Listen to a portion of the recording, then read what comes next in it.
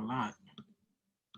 So it's okay if you don't have the exact names, right? But what I'm suggesting is that you could choose like two particular case studies or 3 case studies, however much you think would be enough, right? I would suggest 2 or 3, maybe 2, so you can do a compare and contrast type of thing.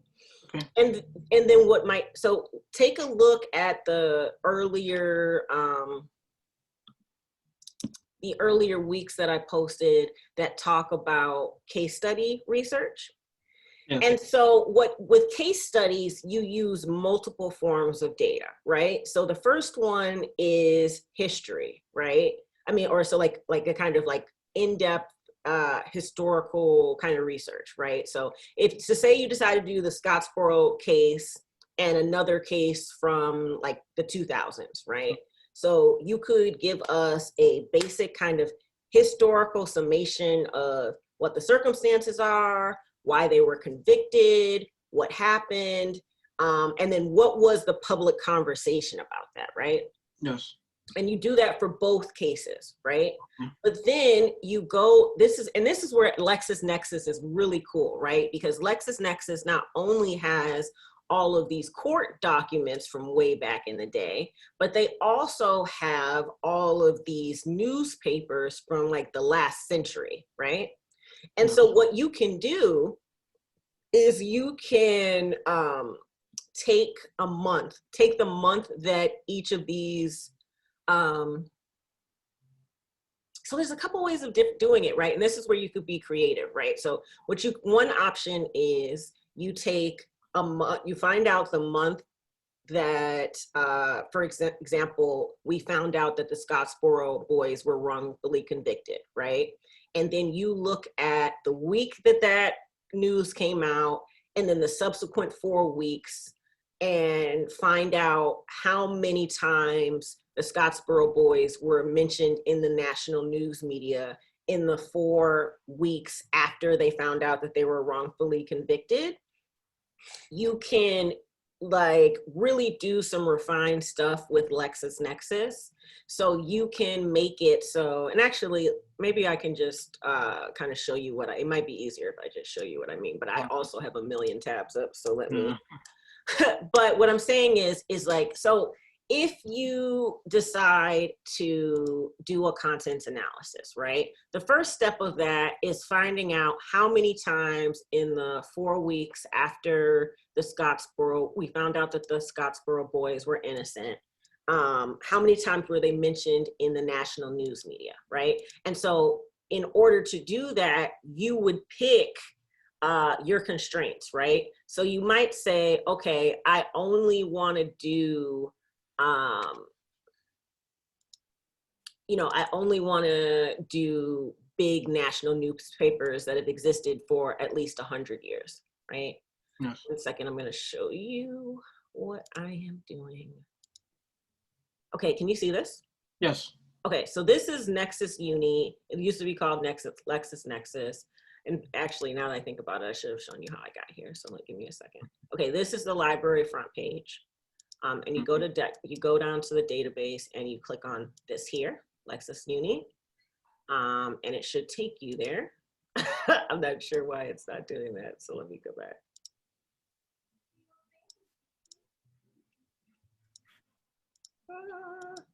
There we go. Okay, click on Nexus Uni and it should take you there. Then you go to advanced search, right?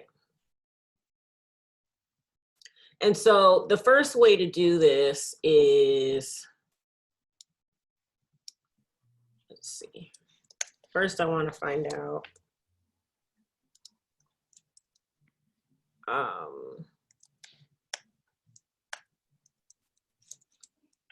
were the Scottsboro boys were still alive when it was discovered that they had been wrongly convicted, right?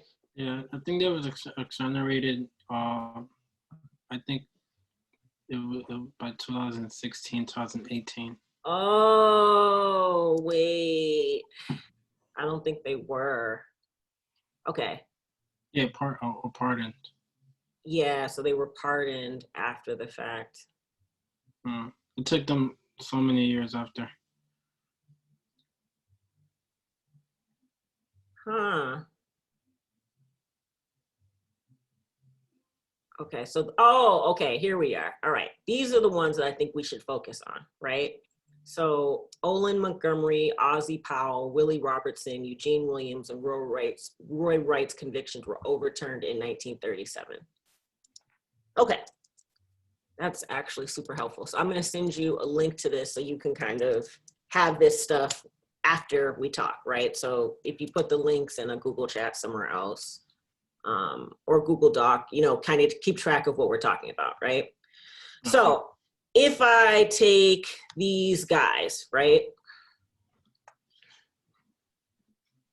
and I go back to LexisNexis, and I want to specifically look at the news, okay? Now, I know that their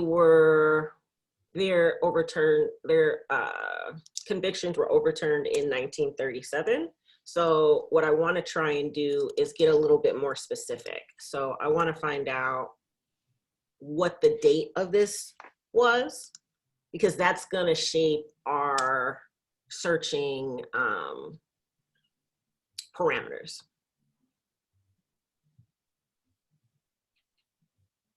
Okay, July 1937. Perfect. Okay, now, oh, and this is, okay, so this will be a good source for you, the National Registry of Exonerations. Okay. They were divided into 4 groups. And so you can kind of decide which of the 4 groups that you want to focus on. I have a question as well. Do I have to focus on one specific person, or? No. If you want to focus, I mean, so I think this is where you're going to need to make some decisions, right? I'm not going to tell you that you must focus on one person, or you can focus on the group or whatever, right? But what I am suggesting is that,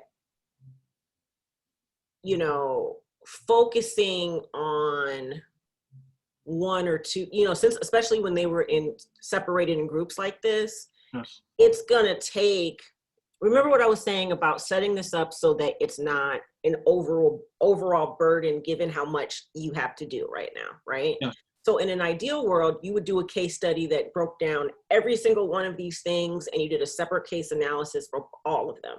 But I'm not sure if you have the time for that. But I'm also not gonna tell you that you don't have the time for that, right? So I want you to make a decision, but what I'm trying to go through now is kind of showing you another method that you could use to study this topic. Does that make sense? Yes. Okay. So we see that, you know, these 4, 1, 2, 3. Oh yeah, these 3. Okay, these 3 people, their case was dismissed in July 1937, right? Yes. So that kind of gives us an idea of our search terms, right? And I'm not saying that this would be your for sure search terms. I'm just saying that this is an idea that you could run with if that's what you decide that you're interested in, right? So see here, what I did is I went first to the date range, right? And so I'm choosing the date is between, because I want to do a 4-week assessment of this, right? And so what we're trying to do is see how many times these guys were named in the national news when this happened, right? Like, was it just a one-time blip on one day and we never heard about them again? Or was this something that caught the public attention for a long time and was a big part of the, you know, broader debate, right? So, okay, I didn't choose a date. That's why it's doing this to me. And it's hard because I don't know the exact date. So one of the things that you're gonna need to do, you will need to know the exact date that the conviction happened, right? But for now, I'm just gonna say July 1st to August 1st for, you know, expediency's sake. But when you go back and do this, again, be sure that you know the exact date and then count exactly 4 weeks from that date. Does that make sense? Yes. So now I am defining the outer limit of our search. So it's gonna be August 1937-1, right? So I want it in English. I want the Washington. So, you know, you want to think about, again, national newspapers that have existed for at least 100 years, right? And so the two that people always go to are the New York Times and the Washington Post, right? And you could hypothetically just do these two. You don't have to do a ton of others. But if you want to, you could also find out what the name of a major, because this happened in Montgomery, Alabama, right? So maybe there's a major national newspaper in Alabama that I'm just not familiar with. So maybe that should be the third one, right? So do Washington, do New York, and then do something that represents the whole state of Alabama, right? Now, the most important part of this is deciding what your search terms are going to be, right? You've kind of vacillated about whether or not you want to do the Scottsboro Boys altogether or if you want to name them individually. So for now, just to show you how this works, I'm just going to do the Scottsboro Boys, and I'm going to put it in quotes because I want to make sure that I get this this is searched as a phrase, because if I don't put it in quotes, it's going to search for everything that says Scottsboro and everything that says boys, and that's going to mess up your search results. Does that make sense? Yes, it does. Okay, cool. So I told them it's going to be in English. I defined my sources. I put one term. You may decide to use another set of terms. That's up to you, right? I don't have specifics about the length, and I'm going to search and see what comes up, if anything. So that's like, actually, I know that seems like crazy, but this is actually really important information, right? Like that we searched for the Scottsboro Boys the week that their exoneration happened, and there's like nothing there, right? Again, I would suggest going in and putting in some of their names. Let's see what one of these guys' names was. Ruby Bates. Willie Robertson. Robertson? Okay. Willie Robertson. Oh my God, it's gonna make me do the whole thing all over again. I have a question as well. To make like my point, my argument stronger, yeah, I could also state that there was DNA to prove their innocence as well. Yeah, and so again, like, I want you to be clear about what you're arguing, right? Yes. Because if what you're arguing is that you're trying to find out why they're disproportionately,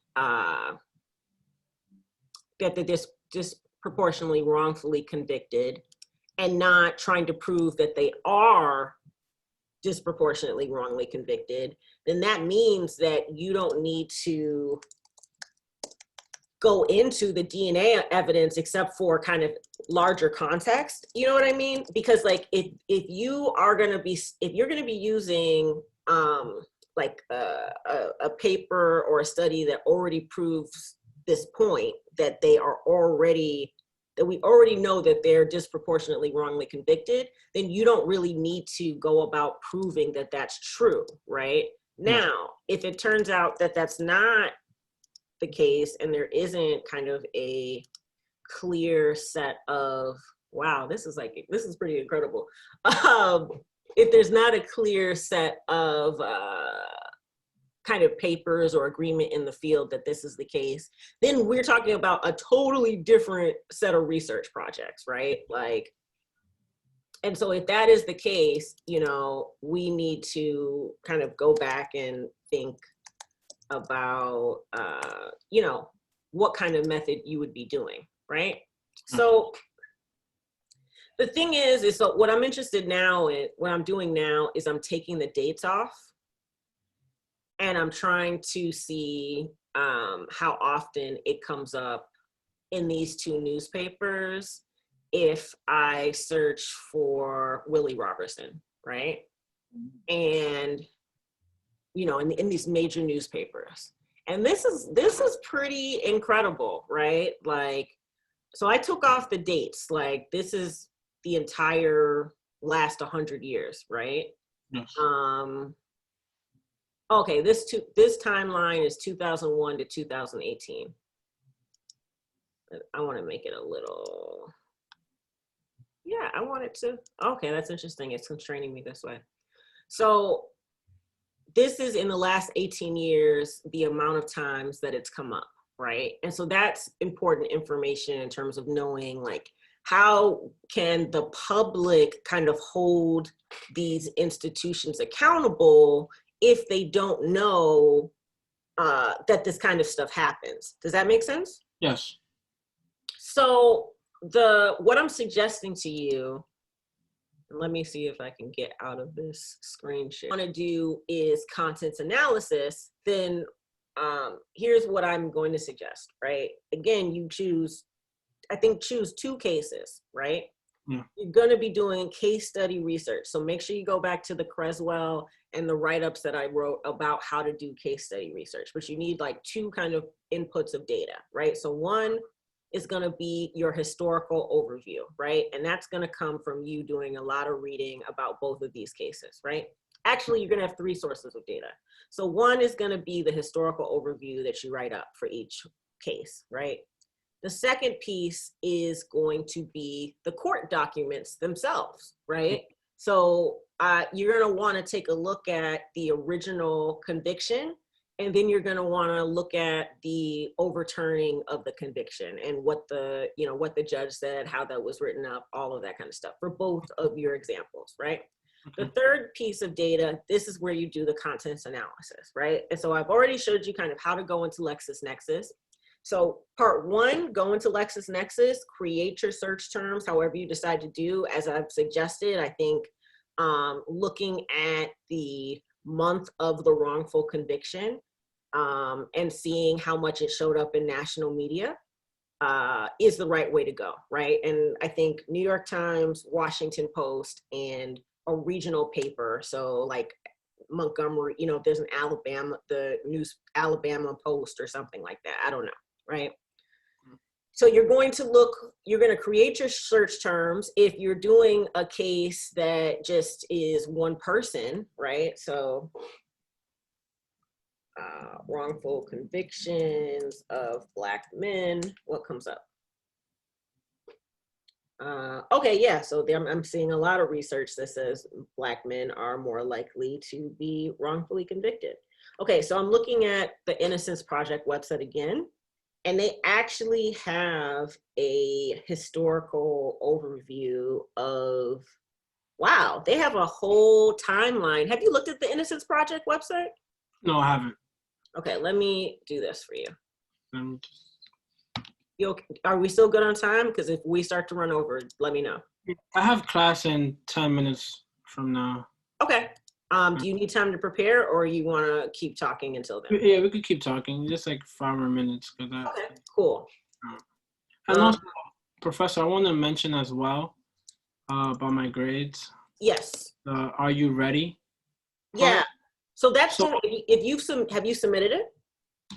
I still don't know how it works, because I know I did it for I actually did it for one class, and it didn't allow me to do it for my other classes. I'm not sure if that's the way it's supposed to be or not. So yeah, so most people have told me that they what they ended up finding out is that if you took it this year, like earlier in the year, they're not going to let you take it again. So all I need is your certificate from when you took it before, and you'll get credit. So, you know, don't worry about it. All right. Okay, so so what I did is I just Googled Innocence Project wrongful conviction history. They have a reading guide of what they suggest that you should read about this topic. There's some memoirs, and there are some memoirs about people who have been wrongly convicted. There's a way of doing wrongful conviction research looking at memoirs, but that's quite a bit of work.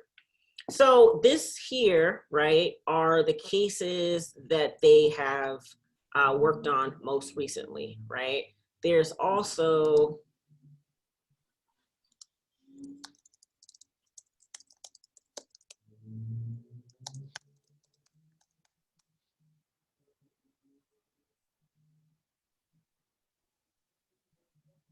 okay, so, you know, they have all, I'm looking at the, I wish I could, it would be easier if it just let me, this old laptop won't let me hand off to my new laptop, so I can't bring it up like I want to. But essentially what you want, I'll email you this link because it's basically a timeline of all of the African-American wrongful convictions over time, right? So you have already chosen the Scottsboro as one case. Again, you need to decide whether or not you're gonna look at them as a group or individuals, or a group of individuals, it's up to you. But say you decide that you also want to study Troy Davis, right? So we have said that you're gonna do New York Times and Washington Post. You're gonna find out the date that his conviction was overturned. And then you're going to just search for Troy Davis and see what comes up, right? Now, this is not, like I said, this is right now, the search terms are for 2001 to 2018. So you're not gonna get accurate sources. Again, you're gonna wanna make sure it's within that 4-week timeline. But this kind of gives you a sense of how many articles there are kind of out there just using the New York Times and the Washington Post. And again, you want to find out what state this happened. I think it was Georgia, and make sure you're looking at a regional newspaper as your third newspaper. Okay, so you have these all these articles. We have 194 articles that come up. Like, what do you do now? So what I would suggest that you do is that, well, first of all, as you condense these with your specifications around your timeline and what search terms you want to use, your options are going to become smaller and smaller, right? But what you also want to do is the actual content analysis part, right? So I would suggest that for each case, you decide you're going to do a content analysis of 10 different articles, right? And because these articles are no more than 900 words, it's not overwhelming, right? Do you know how to find random number generators online? No. Okay. So basically, all you need to do is Google random number generator. You can see what I'm doing, right? Yes. Okay. So all I did is Google random number generator, and the minimum is 1 and the maximum is 10, which is perfect because we need to, we're looking for 10 articles, right? But actually, what I want to do is I'm going to make the minimum 1 and the max 194 because we have 194 search terms, right, that came up. Does that make sense? Yes. Okay. So I'm going to hit generate. And it's told me 33, right? So I'm gonna go down, you know, I'll skip over to the third page because I think that's where 33 is. Yep. Oh, no, I was wrong, it's on 4. So I'm gonna pick up 33, right? And this is actually really perfect because it shows us that it's Troy Davis, but it's not the Troy Davis that we're interested in, right? So you're gonna see this button here. This is the download button. You're going to download the full document. I would suggest downloading it as an MS Word document. It's going to make things a lot easier. You download it, it's going to come up as a Word document, right? So I'm going to open it here. And it should pop up. It's verifying, blah, blah, blah, so on and so forth. And it's going to come up as a Word document, right? So then you're going to go back and you're going to do that 10 more times, right? So now I'm going to random number generate, and now I'm going to pick case 67. And they're all going to come up as articles, right? And so here's the full text of it. Like I said, this is really small amount of writing. And what you're interested in is the body, which is right here, right? And so what you're going to do for your content analysis, did you see the overview I did about coding on deduce? I'm sorry, it's breaking up. Did you see the video I did about coding on deduce? I don't think so. Okay, so go back to the data analysis week that I did and look at coding. But essentially all that you're doing is you're looking through this stuff for themes, right? So in what context is Troy Davis being mentioned in the news, right? Yeah. So this one is really easy, right? You're basically gonna say, you know, the first article that I looked at mentioned Troy Davis, the football player. It wasn't about Troy Davis, the person who was wrongly executed, right? Right. Yeah, I did see I'm looking at the video. I think I did see it. Right. So you're gonna keep going through these articles, and this could be massively depressing, just so that you know. So you're gonna go back, you're gonna download 67, right? Because that's the second one that we got. And then you're gonna do a similar analysis, right? And this one tells us, again, it's about the athlete. You're gonna generate again, it gives you 167. And you're gonna keep doing that until you've collected 10 interviews, 10 articles, right? Yeah. And then you're going to be highlighting the pieces that are important, right? And so to do this on Word, so you don't have to buy anything, I just use the review function, and then I press comment and make a new comment, and I might put football, right? And then if this was another paper about exoneration, I might do another comment here and say like death penalty, right? Like, so you want to choose like 3 or like maybe 10 codes that you're going to use throughout.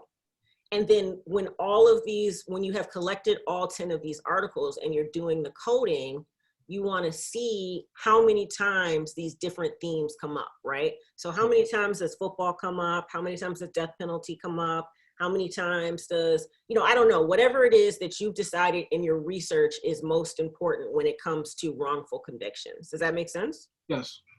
So you do all of that, and then afterwards you write it up saying, hey, this is how you do, I did an analysis of the major newspapers in the month following the wrongful conviction overturning of Troy Davis, for example. Actually, I think he was executed, but the wrongful conviction, and these are the 5 or 6 primary themes that kept coming up over and over in the article. This is how many articles I saw, and given how little conversation there was in the news media about the Scottsboro boys in 1937, and now Troy Davis in 2015, right? We can see that the news media is not interested in covering these cases with the same veracity that they cover white women who are kidnapped, for example, right? Yes. So consequently, I'm going to make the argument that because the media talks about this so infrequently, that has meant that there isn't any public pressure on DAs or judges or whomever to do the right thing, right? Now, I've just made all of this up, right? So I have no idea whether that's actually true, right? And so you may do a lot of research and adding in the regional papers and creating your data confines. You may find out that there's a ton of public discussion about certain cases, right? You may find that although there wasn't much discussion in 1937 about the Scottsboro boys, in 2018 with a wrongful conviction, people talk about it constantly, right? Mm-hmm. And so you can choose, again, to do 1 case or 2 cases, but again, each case study is gonna have 3 components, right? Mm-hmm. 1, the historical overview, 2, the actual court documents, and then 3, doing this content analysis. And the content analysis has 2 parts. 1, how many articles did you find, right? It's stunning that we couldn't find any articles about the Scottsboro at the time that it happened, right? Yeah. And then 2, for the cases where you could find articles, what were the newspapers saying, right? Now, actually, here's another interesting idea. You could do a search of 4 newspapers, so Washington Post, New York Times, a regional paper, and then I might suggest that you include a Black newspaper, a historic Black newspaper. The Chicago Defender is one of the oldest Black newspapers in the world. The problem is that a lot of Black newspapers are not always included in LexisNexis. So do some searching to find a Black newspaper that has been in existence during all of your searches, because you need to use the same terms every time. And then find out if it's in LexisNexis. And if you can, I would add that, because you may find that although white mainstream media doesn't talk about this a lot, I might guess that Black news media talks about it constantly. Does that make sense? Yeah. Okay, so does that sound doable? Yes, it does. Okay, and you feel like you have a good idea what we're doing? Yes. Yes. Okay, so I want to ask you a question. Would you be okay if I posted our conversation to show other students how to go about thinking about their papers and doing content analysis? Yes. Okay, cool. So I think I'm going to put it on my YouTube and then link to it as an optional thing that folks can view, because this is the first time I'm talking anyone through the whole process, and I think it could be really helpful to your peers. Thank you. I really appreciate it. Oh, it's no problem. I'm sorry I made you late, but if you have other questions, please reach out, and I hope this is helpful. Yes, it was. Thank you very much. I really appreciate it. Okay, have a great day. You too.